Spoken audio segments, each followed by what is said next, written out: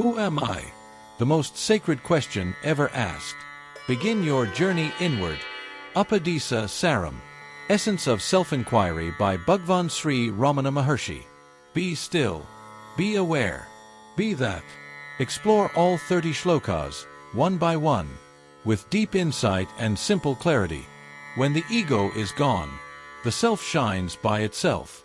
This alone is the great tapas, the true teaching of Bhagwan Sri Ramana Maharshi. Upadēśa Saram, Episode 16.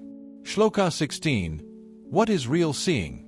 Namaste and welcome to Episode 16 of our inner journey through Upadēśa Saram, the essence of self-inquiry, as revealed by Bhagwan Sri Ramana Maharshi. Recap of Shloka 15. In the previous shloka, Bhagwan declared, "For one whose mind is destroyed, the namanasa, nothing remains to be done. Such a yogi, abiding naturally in the self, is the highest of all. He has reached the goal. No more effort is needed." But this raises an important question. What exactly is meant by destroying the mind? Is it some violent act? Is it unconsciousness? Bhagwan answers with subtle clarity in the next shloka. Shloka 16. TTS-friendly transliteration. Daivarita chit tamatmana. Chit vidarsana tatvya darsanam. Word by word meaning. Adaya, objects of perception, what is seen. Avaritam, withdrawn, turned away. Chittam, mind. Atmana, of the self.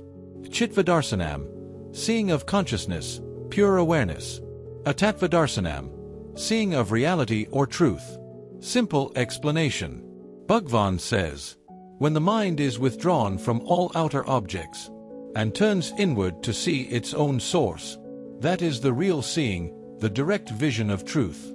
It is not about closing the eyes or controlling the breath. It is about turning attention inward, away from forms, thoughts, desires, to the very awareness that sees them all. That seeing of the seer is what Bhagwan calls tattvadarshanam, the vision of truth, the highest understanding, spiritual insight. Let's take an example. Imagine a torch in a dark room. Usually, the beam is pointed outwards, lighting up walls, furniture, and objects. But what if you turn the beam back toward the torch itself? That's exactly what Bhagwan is asking us to do, to turn attention away from what is seen, and direct it toward the seer.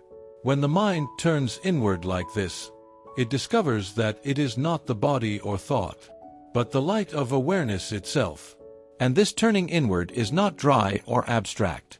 It brings peace, clarity, and freedom from bondage. A simple analogy. A dog chasing its tail never rests.